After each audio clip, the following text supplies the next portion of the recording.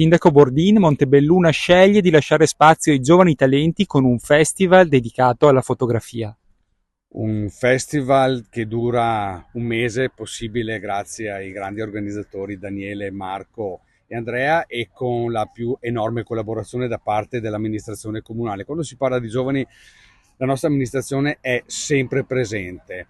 Un modo per esplorare una delle arti più affascinanti mai esistite, un modo per approfondire un'arte anche con dei risvolti di carattere sociale, un modo anche per risaldare i rapporti umani. Non mancheranno ovviamente il coinvolgimento non solo dei giovani, ma anche delle scuole. Montebelluna è una grande comunità che riesce attraverso le manifestazioni a far compenetrare dei rapporti che sono apparentemente stagni per fare in modo di creare una comunità ancora più coesa. Grazie.